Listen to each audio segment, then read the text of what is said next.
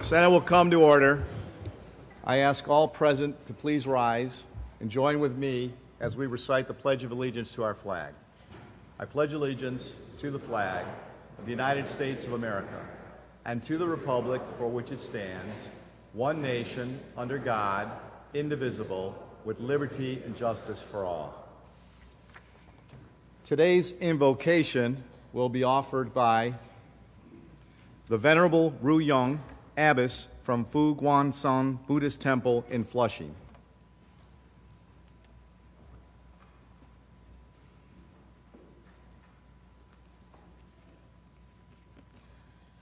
A prayer for blessings on our nations by Venerable Master Xing Yun, the founder of Fu Guan San Buddhist Order. O great compassionate Buddha, with the greatest sincerity, we would like to express our gratitude for your wisdom and guidance. Please teach us to appreciate our blessings. Throughout our community, may we strive to make education equally available, raise the standard of living for all people, support the advancements of science and technology, and maintain freedoms and democracy in our politics. O great compassionate Buddha, we know that the road to success and happiness is often blocked by our greed, anger, and ignorance. We pray for your great support. May we grasp the concept of cause and effect. May we develop hearts of patience and tolerance. May we learn the path to clear and wise foresight and live with compassion and loving kindness. O great compassionate Buddha, we pray for your blessing. May we create the favorable cause and conditions to live together in safety and peace. May our society be steadfast and prosperous, and our body and minds healthy and carefree. O great compassionate Buddha, please accept this prayer for our country. O great compassionate Buddha, please accept this prayer for our country. Thank you.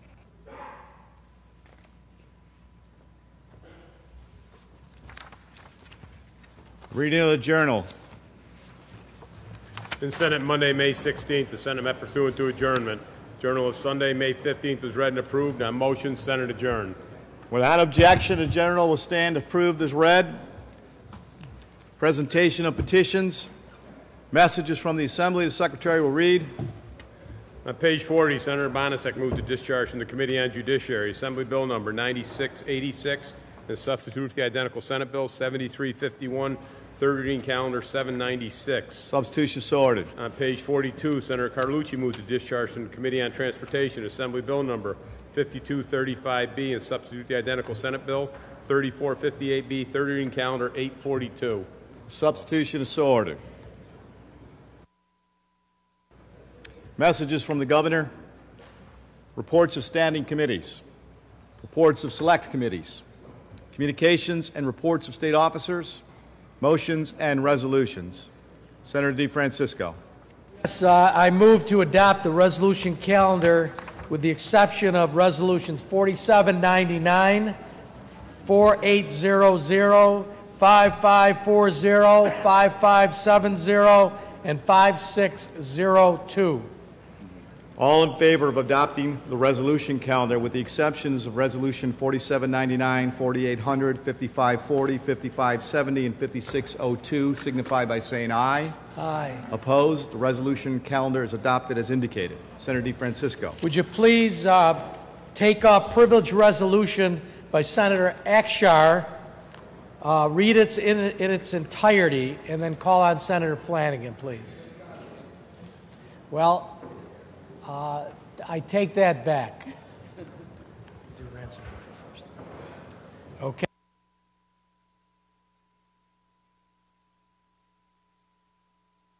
Dead. Okay. Could we please take up previously adopted resolution 4815 by Senator Ranzanoffer, read it in entirety, and call on Senator Ranzanoffer to speak? Secretary will read resolution 4815. Legislative Resolution Number 4815 by Senator Ransenhofer, honoring Barry G. Miller posthumously upon the occasion of his designation as recipient of a Liberty Medal, the highest honor bestowed upon an individual by the New York State Senate.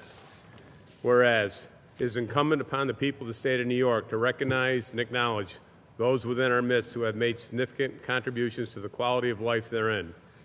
And whereas it is the sense of this legislative body to recognize the caring concern and heroic acts of those exemplary citizens who take prompt and appropriate action in emergency situations, and in doing so help others to avert life-threatening danger.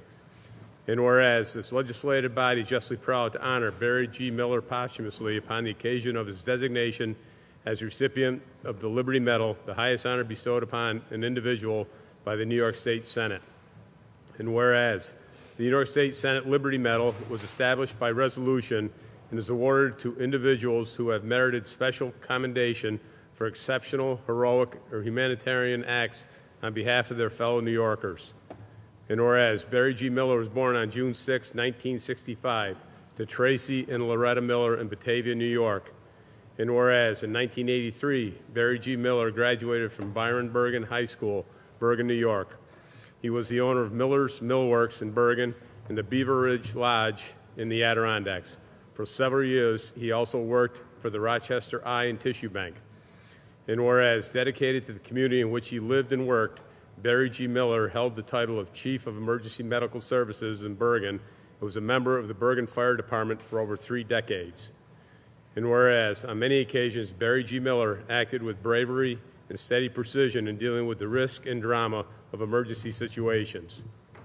And whereas it is the performance of his duties as an emergency responder, Barry G. Miller was tragically killed in an ambulance accident on his way to a fire call in September of 2015.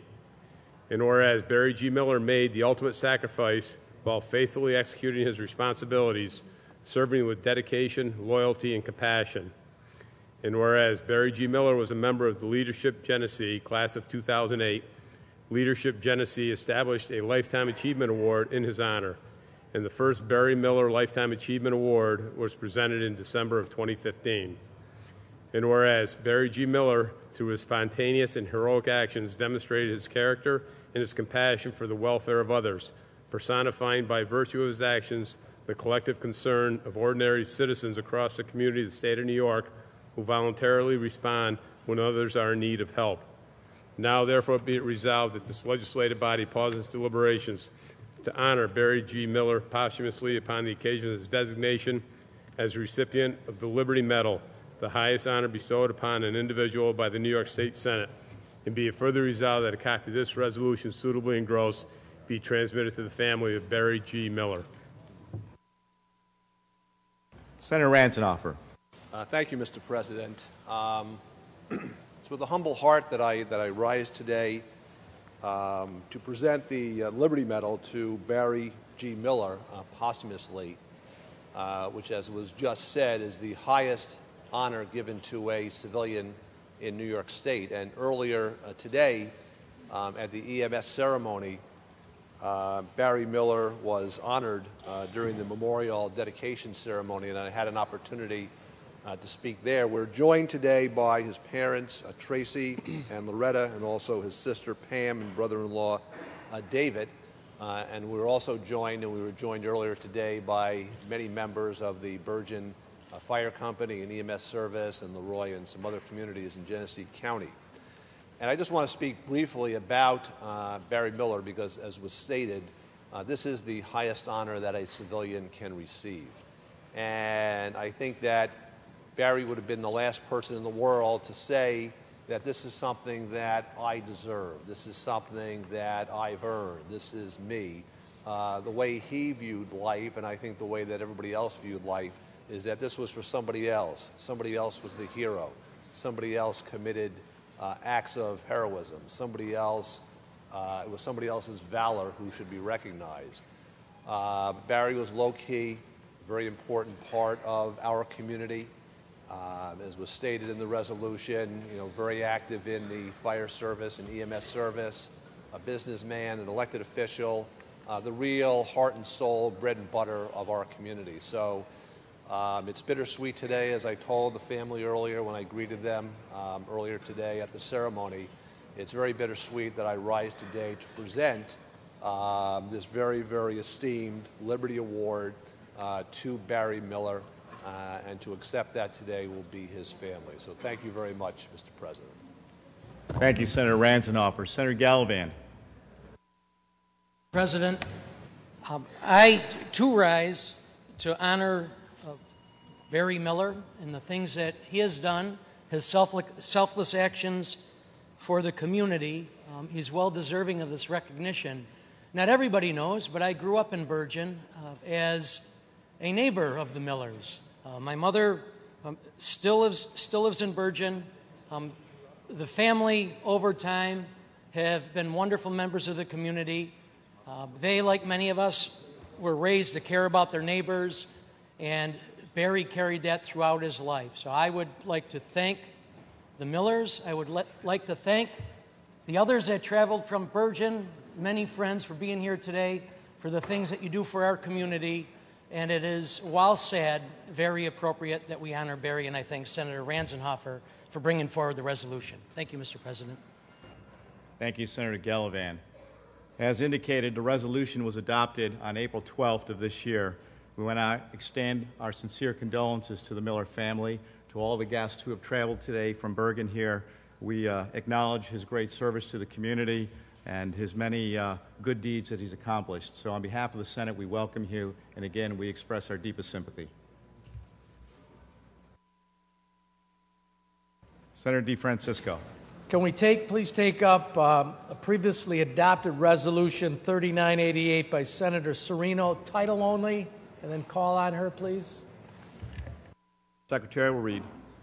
Legislative Resolution Number 3988 by Senator Serino, honoring John M. Flowers posthumously upon the occasion of his designation as recipient of a Liberty Medal, the highest honor bestowed upon an individual by the New York State Senate. Senator Serino. Mr. President, John Flowers was truly one of a kind, and I consider it an honor to even have known him, let alone be able to call him a friend. A distinguished Vietnam veteran with an infectious personality, John's commitment to our nation and to our local community extended far beyond his time in the service. And I don't know if his family even knows, but I first heard about John 8 years ago when my brother, Don, who was 6'7" and a bodybuilder, told me he was going to be an elf for Christmas, giving out gifts at our local hospitals. And from there, I had the honor of meeting John Flowers and joining with him at the hospital, passing out roses for Mother's Day to all the moms at the hospitals, going to the nursing homes, celebrating Christmas in February with our veterans. Your dad and friend was an amazing individual. John stood for hope, he stood for happiness, and he stood for humanity across the Hudson Valley. I don't think that I've ever met a City of Poughkeepsie resident who hasn't been truly touched by his work. He was a ray of light in the darkest days of more people than he will ever know. I cannot think of anyone more deserving of our state's highest honor. His family is here with us today, and I know that John is smiling down on them, not because we're here paying tribute to his life and legacy, but because they have continued his incredible work without missing a beat. This award belongs just as much to them as anyone else. I see his daughter Yvonne, his son Frank, and I see Ralphine, his partner, and Lisa Odenthal, dear friend. Thank you for being here today. So to the Flowers family, on behalf of the State Senate, I thank you for sharing your father with us for all of these years and for continuing to give back to the community he not only loved but helped to build. May his legacy and dedication serve to inspire others to serve with the same passion. Thank you. Thank you, Senator Serino. The resolution was adopted on March 1st of this year. Again, the Senate would like to extend our sincere condolences to the Flowers family. We appreciate you being here in attendance and the many good works and deeds of Mr. Flowers. Senator DeFrancisco. Yes, could you now take up previously adopted Resolution 4738 by Senator Carlucci, title only, and then please call on the Senator. The Secretary will read. Legislative Resolution Number 4738 by Senator Carlucci, congratulating the Ossining High School girls varsity basketball team and head coach Dan Ricci upon the occasion of capturing their 4th consecutive New York State Public High School Athletic Association Class AA state championship and winning its first ever Federation Tournament of Champions. Senator Carlucci. Thank you, Mr. President. It's an honor and a privilege to stand here on the floor of the Senate and pay tribute to Ossining Pride women's varsity team. Sitting right up in the gallery, this is their 4th consecutive year of winning the state championship for women's varsity basketball. And it's so impressive. We have a coach on in Ossining, Dan Ricci, who has been the head coach for the varsity team and other sports as well for 25 years and has really perfected the art of coaching. These ladies that are here today are really teammates. They work so hard together. They work throughout the year, and that's part of the reason why they've been so successful. It's made up of some seniors, some freshmen.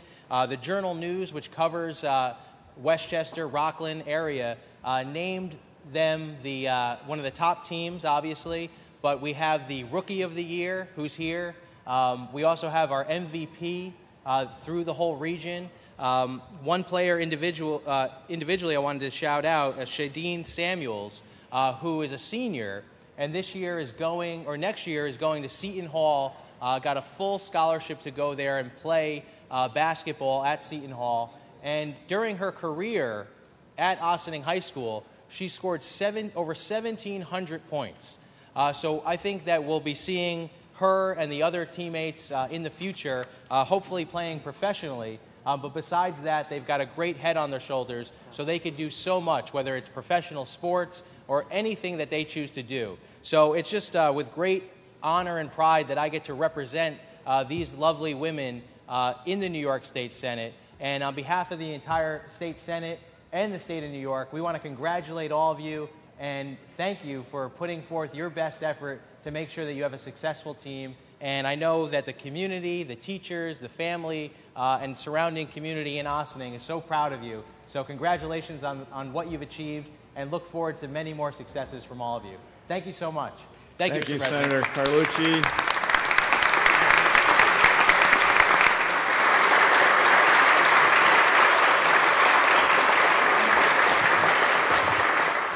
We welcome and congratulate the varsity girls basketball team from Ossining. Thank you so much for being with us. Congratulations. The resolution was adopted on April 6th of this year. Senator DeFrancisco, without objection, the 2 previous resolutions, as well as the current, have been requested for co-sponsorship. Open them up. So the resolutions are open for co-sponsorship. Should you choose not to be a co-sponsor, please notify the desk. Senator DeFrancisco. Now I'd like to call on the privilege resolution by Senator Akshar to read it in its entirety and call on Senator Flanagan, please. Just have some order in the House, please. Secretary will read. Legislative resolution by Senator Akshar, mourning the death of former New York State Senator Thomas W. Libous, dedicated political leader and strong advocate for the people of this great Empire State. Whereas, it is with profound sorrow that this legislative body representing the people of the state of New York is moved this day to pay tribute to the eminent gentleman of indomitable faith and dedication whose public service and countless accomplishments will forever stand as a paradigm and inspiration for others. And whereas Thomas W. Libous, a native of Johnson City, New York, died on Tuesday, May 3rd, 2016, at the age of 63. And whereas, born on April 16th, 1953, in Binghamton, New York, Thomas W. Libous grew up in Johnson City and graduated from Johnson City High School, where he was president of his senior class. And whereas, furthering his education, Thomas W. Libous attended Broome Community College before earning his bachelor's degree in both marketing and finance with honors from SUNY Utica. And whereas, Thomas W. Libous' interest in politics led him to work on campaigns for his uncle Alfred, who was serving as the mayor of Binghamton. And whereas in 1983, Thomas W. Libous began his political career after being elected to the City Council in the South Side District of Binghamton. He was reelected for another term. However, events in Albany would soon change the course of his career. And whereas, after New York State Senate Majority Leader Warren M. Anderson announced that he would not seek reelection, he publicly endorsed Thomas W. Livis, who immediately filed his intention to run for Anderson's Senate seat.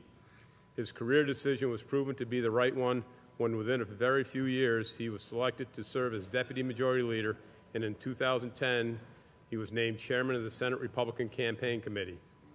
And whereas, in terms of policy, Senator Thomas W. Livis built a reputation as an advocate for disabled people and childhood literacy. And whereas, helping kids was always an important priority to Senator Thomas W. Livis, he proudly founded 2 local programs specifically for families. Yes, Safe Choices for Kids, which taught kids about the dangers of drugs and alcohol, and Books, which encouraged kids to become better readers. And whereas in 1998, Senator Thomas W. Livis founded the Student Community Service Awards through a partnership with WBNG-TV and Broome Tioga BOCES to award scholarships to high school seniors based on community volunteer work rather than grades. This vital program awarded scholarships to over 400 local students to attend college in New York State. And whereas in 2006, Senator Thomas W. Livis established Buy From the Backyard to encourage buying locally grown produce, and 6 years later he partnered with UHS and Lourdes to create I Turn Pro to increase prostate cancer awareness. And whereas Senator Thomas W. Livis was a strong supporter of Special Olympics in Binghamton, he spent quality time with the athletes, ran alongside them during their events, and handed ribbons out at the end of the day. And whereas during his career, he chaired numerous committees, including transportation, alcoholism and drug abuse, and mental health and developmental disabilities. Throughout his illustrious tenure, he worked tirelessly as an advocate for individuals with mental health and developmental disabilities. And whereas, as chair of the Mental Health and Developmental Disabilities Committee and the Select Committee on Disabled, Senator Thomas W. Livis championed initiatives to protect and improve services for the most vulnerable New Yorkers by authoring legislation to provide tax credits to employers who hire individuals with disabilities. And whereas Senator Thomas W. Livis fought for the community workforce reinvestment to ensure state dollars followed patients moving from institutions into the community, he also wrote legislation to adopt reasonable accommodations for those with disabilities into state law, and created the traumatic brain injury program to offer those who have TBI a chance to live a more normal life in their community. And whereas, in addition, Senator Thomas W. Livis introduced Kendra's Law, which provides assisted outpatient treatment for individuals unlikely to survive in the community without supervision. The law was named after Kendra Webdale, a young woman who died in 1999 after being pushed in front of a New York City subway train by an individual in the community who was not receiving treatment for his mental illness. And whereas Senator Thomas W. Livis, affectionately known as the Boss by his staff, was a resolute and great voice for the Southern Tier. His zeal and dedication to his constituents, his ability to put together deals, and his vision for the future helped his community persevere during times of economic change while continuing to enhance the quality of life of all citizens, ensuring a positive business, institutional, and educational climate, and providing all essential services. And whereas during the aftermath of the devastating floods of 2006 and 2011, Senator Thomas W. Livis went above and beyond to do everything he could to help those in need. He procured local grants for volunteer fire departments, secured buyout grants, and diligently sought aid from neighboring states, as well as rode along with a Red Cross truck through the towns of Conklin, Kirkwood, Owego, and Bainbridge, handing out food, water, and cleaning supplies. And whereas his 14 terms of office benefited the Southern Tier community, which was evident in sports venues such as NYSEG Stadium, the ice rink at Broome Community College, bringing the PGA Champions Tour's Dick's Sporting Goods Open to Endicott, transforming the BC Open from a small regional tournament to a national recognized event drawing more than 80,000 fans each year. In his unremitting commitment to keeping the Binghamton Mets baseball team in the city, the farm team of his beloved New York Mets, as well as bringing the Ottawa Senators Hockey League affiliate to Binghamton, to infrastructure improvements, to capital development at Broome's institutions of higher learning, including the Binghamton University Event Center and Binghamton University's School of Pharmacy. And whereas Senator Thomas W. Livis works tirelessly to grow the Southern Tier's economy and improve the quality of life of all its residents. He was instrumental in the purchase of the IBM Endicott campus and its microelectronics operation by a consortium of investors from which Endicott Interconnect Technologies was formed in 2002 and employed more than 2,000 workers at its peak. And whereas in 1995, Senator Thomas W. Livis negotiated the development aid package for Maine's paper, which led to 800 jobs and a boost in annual economic activity for Broome County. And whereas Thomas W. Livis was a gentleman beyond the ordinary and was an unforgettable person of generosity and goodwill, he was truly a man of values and commitment. With a warm smile, he generously gave for the benefit of his community. And whereas loyal friends, trusted advisor, ardent fighter for the causes in which he so strongly believed, the accomplishments of Senator Thomas W. Livis are legend. And whereas, survived by his wife Frances, their two sons Nicholas and Matthew, and a grandson Campbell Jude, Thomas W. Livis will be deeply missed and truly merits the grateful tribute of this legislative body. Now therefore be it resolved that this legislative body pauses deliberations to mourn the death of former New York State Senator Thomas W. Livis and to offer its sincerest condolences to his family, and be it further resolved that a copy of this resolution suitably engrossed be transmitted to the family of Thomas W. Livis. Senator Flanagan. Thank you, Mr. President. I rise to speak on the resolution, and it's interesting when you have the title read and then you have the resolution read in its entirety. The phrase that leaps off the page for me immediately was in the beginning about having indomitable faith. So let me start by recognizing the Livis family, who were gracious enough to join us here today. I see at least Nick is smiling over there. Matt, you got to throw me out a smile too, and I know Fran is going to be smiling. And so we're obviously joined by Tom's wife Fran, his son Nick, his son Matthew, his daughter-in-law Katie. Matt and Katie are the proud parents of Campbell, otherwise known as Cam, who I'm sure has always been the apple of the Livis grandparents. We're also joined in the balcony by Rick and Susan, his brother and sister, who did readings at the funeral for Tom. And we are joined by a number of our former colleagues without any particular order. And if I leave somebody out, it's only because I don't have my glasses on. So I see Senators, let me get it here right, Senator Lack, Senator DiCarlo, Senator Volker, Senator Alicia I know is going to be here, Senator Johnson, Senator Saland, Senator Stokowski, the mayor and a dear family friend, the mayor of the city of Yonkers, and a very close friend to Senator Livis, and that's Michael Spano. The last two gentlemen I want to introduce are former colleagues, but you know, in our lives, we have professional components of our career, and then we have personal components of our career, and if you're lucky, the two overlap.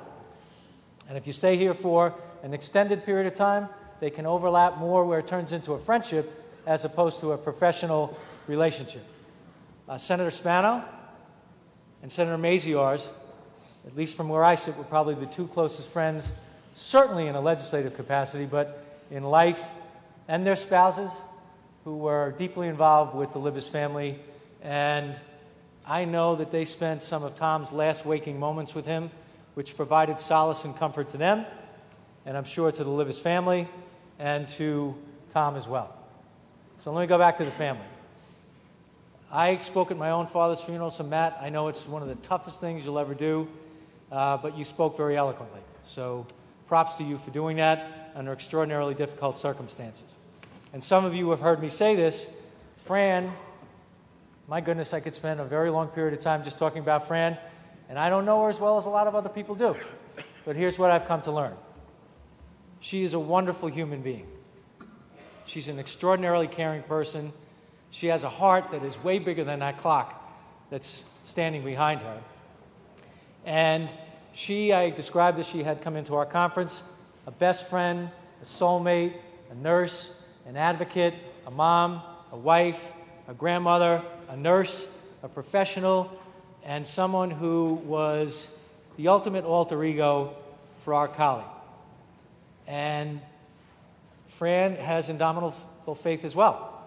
and I had a chance to speak with her since Tom's passing, and I think that she is starting to find a level of peace because she is acutely aware that Tom is in a better place, no longer suffering, and God knows, over what was approximately 7 years, there isn't any way on God's green earth that Tom would have survived without the love and support and intervention and care of his loving wife. So to Fran, since you are the lady in charge, I just want to offer special recognition to you on behalf of our colleagues and the entire Senate. We are so grateful that you shared Tom with us. We are equally grateful that you are here today to hear a number of our colleagues talk about their own interactions with him and why everybody considered themselves, frankly, so lucky to have worked with him. So I wrote down a couple of things to be direct and to the point. You know, in everybody's life, we have people that are important to us, and in asking, I can give my own thoughts. Tom was very good to me, and he provided sage political advice here, after he left, after I became leader, and let's be clear, he loved this stuff. He loved the government, he loved the Senate, he loved being an elected official, he loved delivering, but he loved the politics. He loved the politics because it was always intertwined with trying to do the best thing on behalf of his constituents. And I'm going to talk about what people say about him as a guy, person, a friend, but he was a handler. He was a good classic New Yorker. We would be in negotiations internally, not even with the other side of the aisle, but internally, and somehow, at the end of the day, there was always something extra for the Southern tier. And he would be unabashed, and he would have a smile on his face, wink of his eye, and he could care less. If you figured it out after the fact, that means he did his job. I asked the people who worked directly with Tom here on the floor and our staff, and it was remarkably consistent what people had to say. Terms like mentor, friend, colleague, I heard the term boss, and all of those were applicable. So Tom, smart as he was, surrounded himself with wonderful women in his life. Not only his wife, his sister, his daughter-in-law, but many of our senior staff worked with Tom very directly. So, of course, I asked them, what did they think? And there's a person whose name I mentioned before who learned so much and taught so much in her relationship with Senator Libous, and that's Rebecca. Rebecca is now our first deputy, but she cut her teeth here on the floor, working on all kinds of issues that were beneficial to the people of the state of New York, keeping things working along seamlessly and smoothly. She gave me permission to talk about this. She had her own bout with cancer. She was strong, she was resolute, she was firm, she was tough, and part of the reason she was able to do that was because she had this guy sitting right to her right. They were going through it. Going through it. She's here. And I truly believe one of the reasons she's here is because of Tom Libous. She told me that in 2012, Tom was in the middle of his travails, if you will, and she was starting to turn the corner. And she didn't have any hair. And look at how beautiful she looks today. She was beautiful then, she was beautiful now, or is beautiful now. She told me that one of their stories back and forth, as she was starting to regain her hair, Tom was getting a little thinner, losing more of it, but Franny was always tan. We always know he was always tan, especially when he came back from his sojourns to Florida with you and the family and with friends. So one of the things that Rebecca said to me was that Senator Libous had a keen ability to get things done. You could watch, and it's all on video, but you could watch. People would come over. People on this side of the aisle. People on that side of the aisle. People on the Democratic side of the Assembly. People on the Republican side of the Assembly. It was sort of a mobile office here on the floor for Senator Libous. He was a go-to person. And he had joie de vivre, and he was smart enough to know not to sweat.